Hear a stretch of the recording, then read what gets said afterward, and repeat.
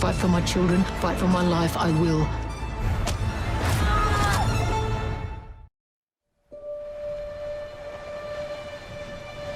I love watching my Joe cantering across the flats. Sun setting behind him, children running to greet him.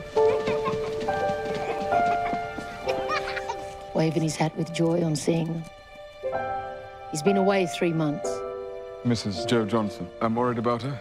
She's alone. Molly Johnson grew up out here. She knows the ways. I'm just a drover's wife.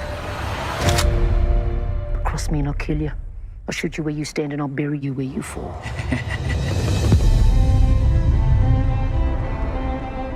My children need me. They need their mother. I love yous. Love you, Mama! Always with you. Welcome to Everton. Little more than you bargained for. Walking straight into a murder investigation. 6 people dead. Probably a Narrago man, sir.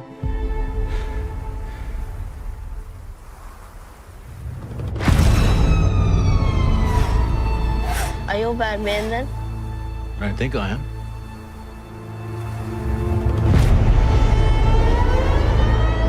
Yaraka of the Guguyimira.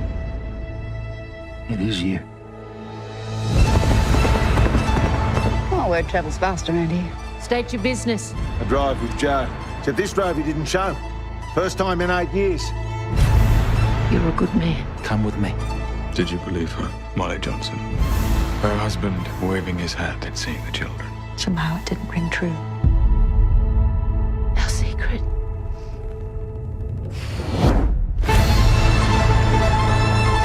Too many whites, too many guns now. This land needs law. You dare look a white man in the eye, Jackie? Fight for my children, fight for my life, I will. Whilst hunting savages, please do not turn into one. It is you. I'm just a drover's wife.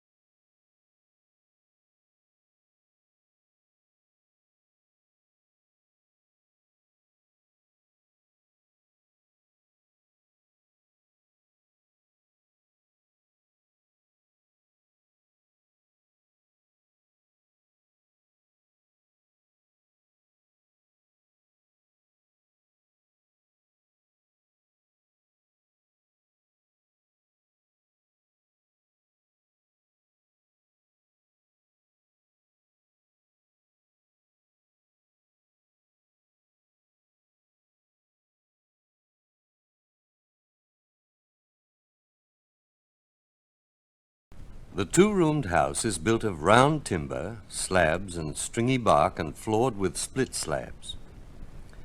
A big bark kitchen standing at one end is larger than the house itself, veranda included. Bush all round. Bush, with no horizon, for the country is flat. No ranges in the distance. The bush consists of stunted, rotten native apple trees. No undergrowth. Nothing to relieve the eye save the darker green of a few she-oaks, which are sighing above the narrow, almost waterless creek. 19 miles to the nearest sign of civilization. A shanty on the main road.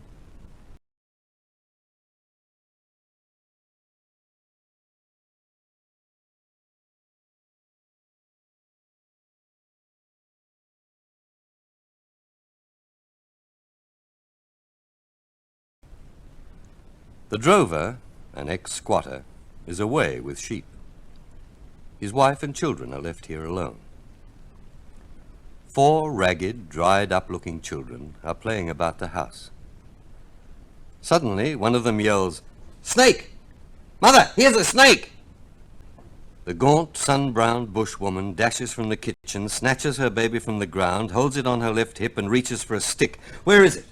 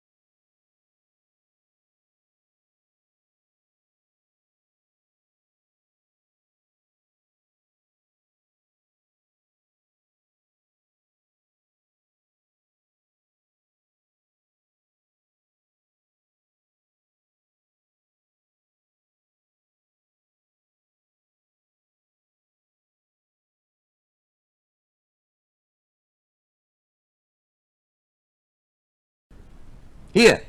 Gone into the wood heap!" yells the eldest boy, a sharp-faced urchin of 11. He is a moment late, however. "Stop there, Mother! I'll have him! Stand back! I'll have the beggar! Just as the end of its Tommy, come here or you'll be bit! Come here at once when I tell you, you little wretch!" Almost at the same moment, the boy's club comes down and skins the aforesaid reluctantly.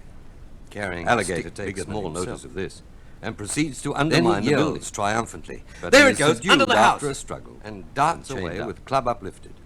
They cannot afford to. At the same time, the big, black, yellow-eyed dog of all breeds, the drover's wife, shown the wildest interest in the proceedings, breaks his chain and rushes after while she watches for the snake.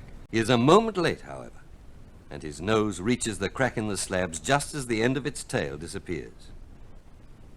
Almost at the same moment, the boy's club comes down and skins the aforesaid. She gets 2 small dishes of milk and sets Alligator down near the wall to tempt it to come out, and proceeds to undermine the building. But an hour goes by, but he is subdued after a struggle and chained up. It is near sunset. They cannot afford to lose him, and a thunderstorm is coming. The children must be brought inside. Makes the children stand together. She will not take them into the house, for she knows the snake is there, and may at any moment come up through a crack in the rough slab floor. So she carries several armfuls of firewood into the kitchen and then takes the children there. The kitchen has no floor, or rather an earthen one, called a ground floor in this part of the bush. There is a large, roughly made table in the center of the place. She brings the children in and makes them get on this table. They are 2 boys and 2 girls, mere babies. She gives them some supper, and then, before it gets dark, she goes into the house and snatches up some pillows and bedclothes, expecting to see or lay her hand on the snake any minute. She makes a bed on the kitchen table for the children and sits down beside it to watch all night. She has an eye on the corner and a green sapling club laid in readiness on the dresser by her side. Also, her sewing basket and a copy of the young lady's journal. She has brought the dog into the room. Tommy turns in under protest, but says he'll lie awake all night and smash that blinking snake. His mother asks him how many times she has told him not to swear. He has his club with him under the bedclothes, and Jackie protests. "Mummy, Tommy's skinning me alive with his club. Make him take it out." Jackie shuts up. "If you're bit," says Tommy after a pause, "you'll swell up and smell and turn red and green and blue all over until you bust. Won't he, Mother?" "Now then, don't frighten the child. Go to sleep," she says. The 2 younger children go to sleep, and now and then Jackie complains of being skeezed. More room is made for him. Presently Tommy says, "Mother, listen to them blinking little possums. I'd like to screw their damn necks." and Jackie protests drowsily. But they don't hurt us, the little devils. Mother, there, I told you you'd teach Jackie to swear. But the remark makes her smile. Jackie goes to sleep. Presently, Tommy asks,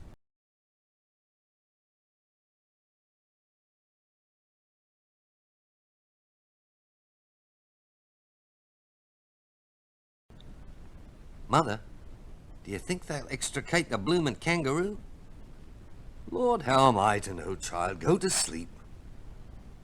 Will you wake me if the snake comes out?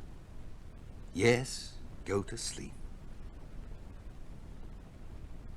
Near midnight, the children are all asleep, and she sits there still sewing and reading by turns.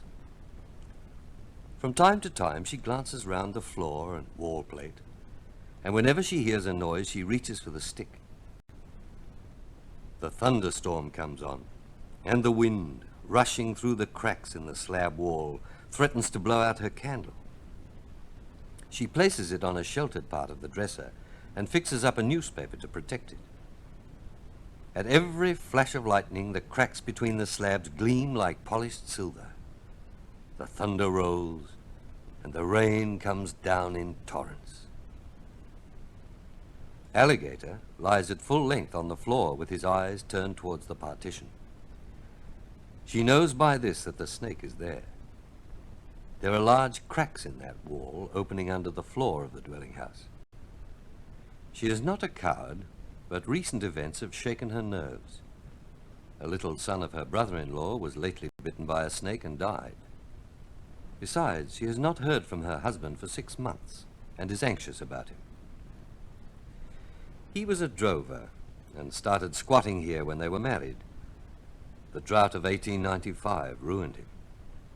He had to sacrifice the remnant of his flock and go droving again.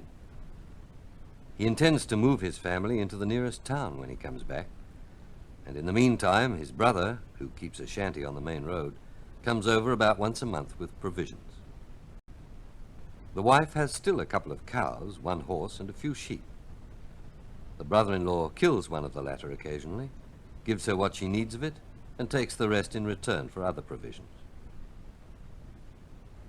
She is used to being left alone. She once lived like this for 18 months. As a girl, she built the usual castles in the air, but all her girlish hopes and aspirations have long been dead.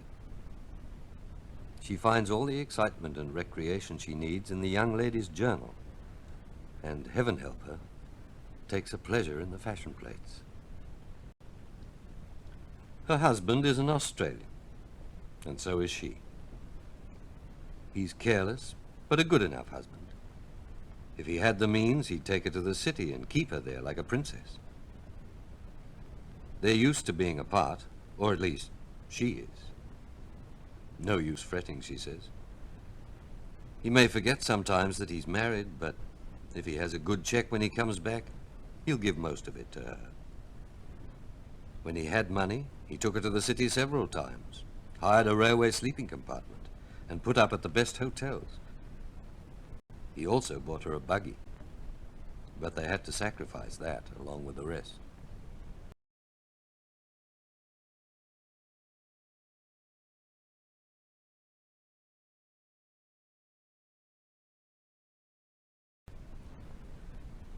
The last 2 children were born in the bush, one while her husband was bringing a drunken doctor by force to attend her.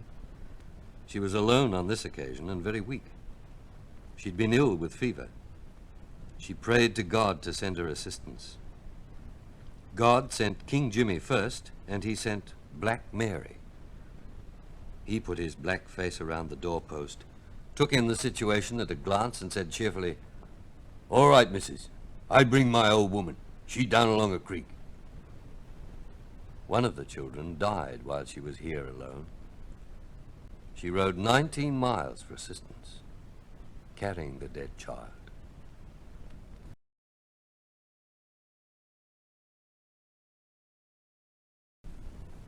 It must be near 1 or 2 o'clock. The fire is burning low. Alligator lies with his head resting on his paws and watches the wall. He's not a very beautiful dog, and the light shows numerous old wounds where the hair will not grow. He's afraid of nothing on the face of the earth or under it. He will tackle a bullock as readily as he'll tackle a flea. He hates all other dogs except kangaroo dogs, and has a marked dislike to friends or relations of the family. They seldom call, however. He sometimes makes friends with strangers. He hates snakes and has killed many, but he will be bitten someday and die. Most snake dogs end that way.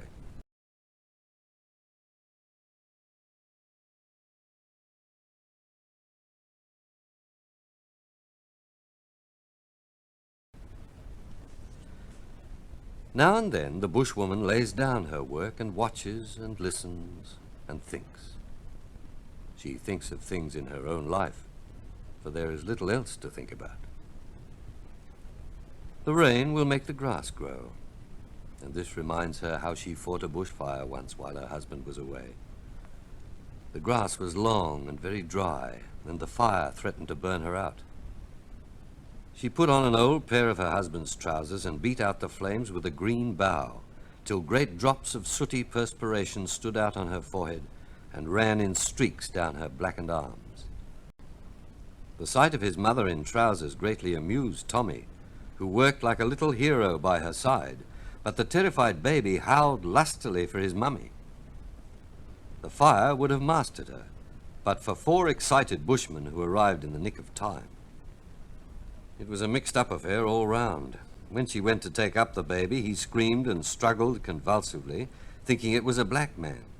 And Alligator, trusting more to the child's sense than his own instinct, charged furiously, and, being old and slightly deaf, did not in his excitement at first recognize his mistress's voice, but continued to hang on to the moleskins until choked off by Tommy with a saddle strap.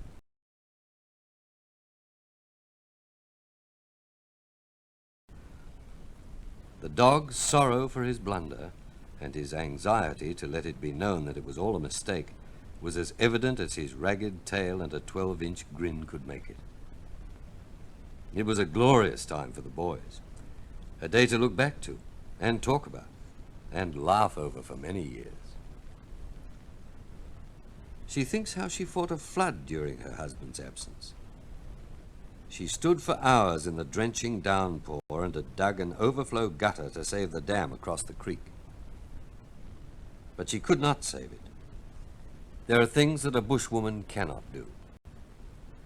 Next morning the dam was broken and her heart was nearly broken too, for she thought how her husband would feel when he came home and saw the result of years of labor swept away. She cried then. She also fought the pleuropneumonia, dosed and bled the few remaining cattle, and wept again when her 2 best cows died. Again she fought a mad bullock that besieged the house for a day.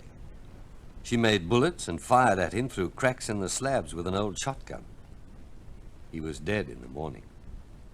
She skinned him and got 17 and 6pence for the hide.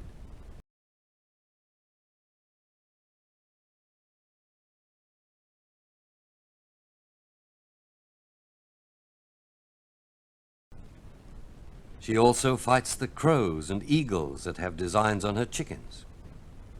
Her plan of campaign is very original. The children cry, "Crows, mother!"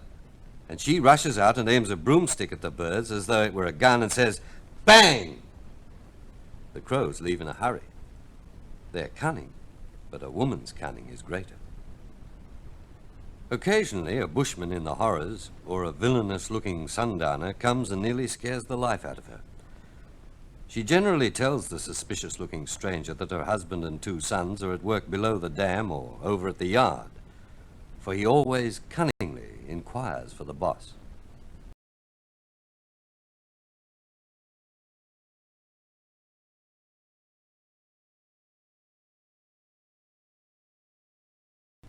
Only last week a gallows-faced swagman, having satisfied himself that there were no men on the place, threw his swag down on the veranda and demanded tucker. She gave him something to eat. Then he expressed his intention of staying for the night. It was sundown then. She got a baton from the sofa, loosened the dog, and confronted the stranger, holding the baton in one hand and the dog's collar with the other. "Now you go," she said. He looked at her and at the dog and said, "All right, Mum," in a cringing tone, and left.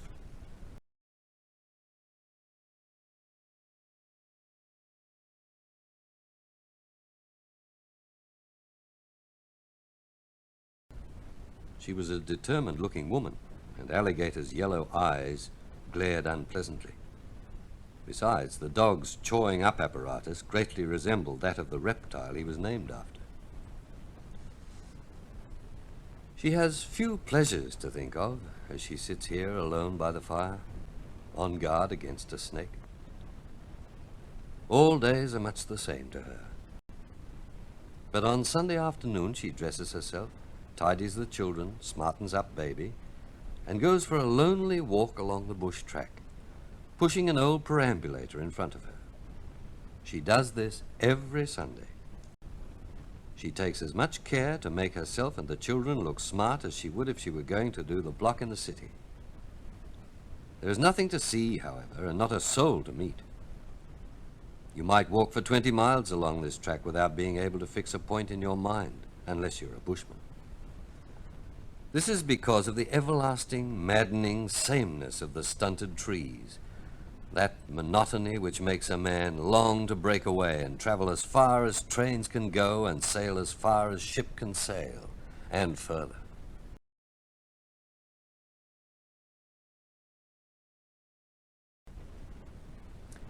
But this bushwoman is used to the loneliness of it.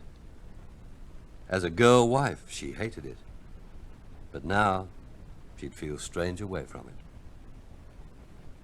She's glad when her husband returns, but she does not gush or make a fuss about it. She gets him something good to eat and tidies up the children. She seems contented with her lot. She loves her children, but has no time to show it. She seems harsh to them. Her surroundings are not favorable to the development of the womanly or sentimental side of nature.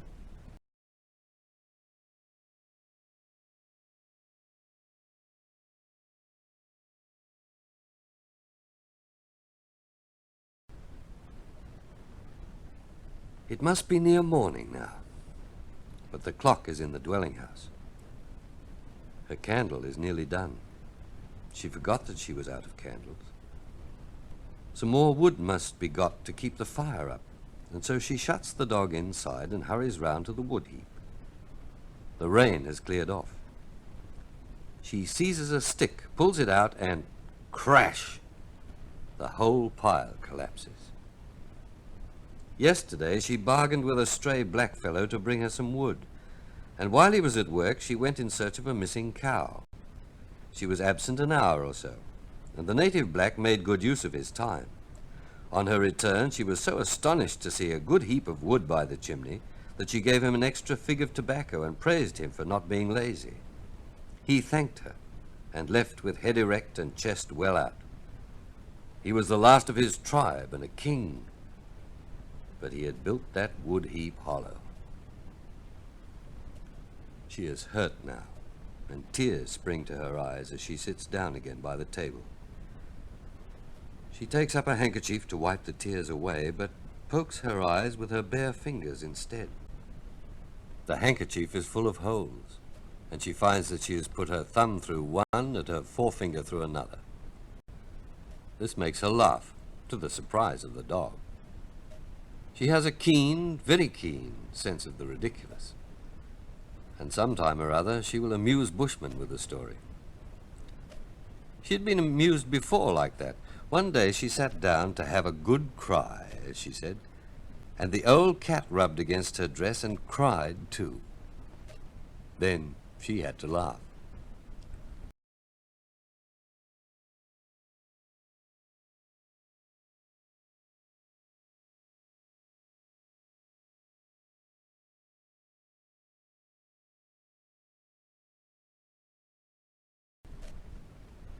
It must be near daylight now. The room is very close and hot because of the fire. Alligator still watches the wall from time to time. Suddenly, he becomes greatly interested. He draws himself a few inches nearer the partition, and a thrill runs through his body. The hair on the back of his neck begins to bristle, and the battle light is in his yellow eyes. She knows what this means, and lays her hand on the stick. The lower end of one of the partition slabs has a large crack on both sides. An evil pair of small, bright, bead-like eyes glisten at one of these holes. The snake, a black one, comes slowly out, about a foot, and moves its head up and down. The dog lies still, and the woman sits as one fascinated. The snake comes out a foot further. She lifts her stick, and the reptile, as though suddenly aware of danger, sticks his head in through the crack on the other side of the slab and hurries to get his tail around after him. Alligator springs, and his jaws come together with a snap.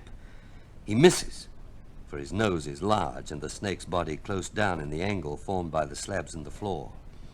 He snaps again as the tail comes round. He has the snake now and tugs it out 18 inches. Thud, thud comes the woman's club on the ground. Alligator pulls again. Thud, thud. Alligator gives another pull, and he has the snake out. She lifts the mangled reptile on the point of her stick, carries it to the fire, and throws it in. Then piles on the wood and watches the snake burn. The boy and dog watch, too. She lays her hand on the dog's head, and all the fierce, angry light dies out of his yellow eyes. The younger children are quieted and presently go to sleep. The dirty-legged boy stands for a moment in his shirt, watching the fire. Presently he looks up to her, sees the tears in her eyes, and throwing his arms around her neck exclaims, "Mother, I won't never go droving. Blast me if I do." And she hugs him to her worn-out breast and kisses him. And they sit thus together while the sickly daylight breaks over the bush. She lifts the mangled reptile on the point of her stick, carries it to the fire, and throws it in. Then piles on the wood and watches the snake burn. The boy and dog watch, too. She lays her hand on the dog's head, and all the fierce, angry light dies out of his yellow eyes. The younger children are quieted and presently go to sleep. The dirty-legged boy stands for a moment in his shirt, watching the fire. Presently he looks up to her, sees the tears in her eyes, and throwing his arms around her neck exclaims, "Mother, I won't never go droving. Blast me if I do." And she hugs him to her worn-out breast and kisses him. And they sit thus together while the sickly daylight breaks over the bush.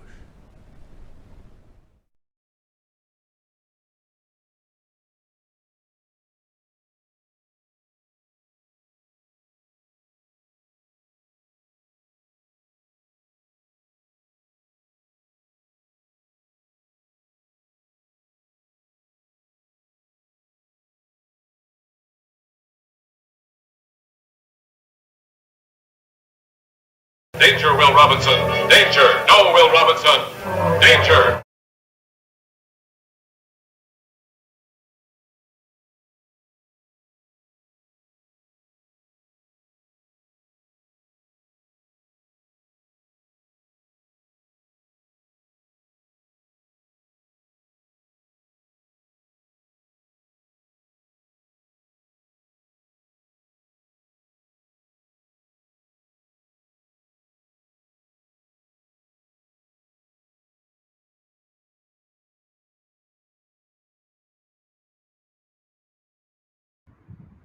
Okay, let's see if we can work out how to construct a petal paragraph for Year 9.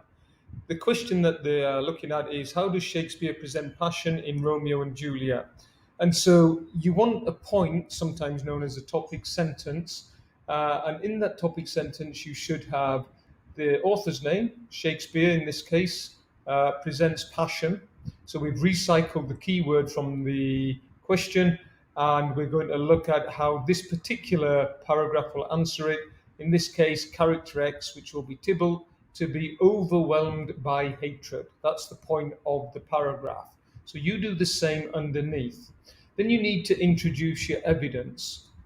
So Tybalt was incensed by Romeo's unwanted appearance at the Capulet party. So here we've contextualized our evidence before we've introduced it. We've shown a little bit about why we're using this quote and what it has to do with passion.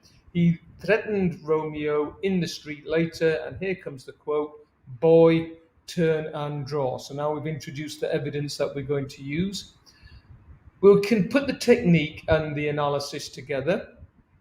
So the address "boy" is an insult by Tybalt. It is referring to Romeo as though he is less than a man, immature, not quite at the same level as Tybalt is. He's undermining Romeo's status. That's the point of calling him boy. And then he goes turn and draw. Both of these are commands. So Tybalt feels that he has the power to command or use imperatives to demand from Romeo what he should do, how he should behave. So Tybalt's passion is overwhelming. It leads him to insult Romeo and to demand how Romeo should respond. So that would be enough for the analysis there. And then if you want a top grade paragraph, then you need to include further evidence, another quotation, introduce the following quotation where Tybalt is overwhelmed by passion, probably hatred, and some analysis, and then perhaps another one before linking back to the overall question that you are answering. How does Shakespeare present passion in Romeo and Juliet?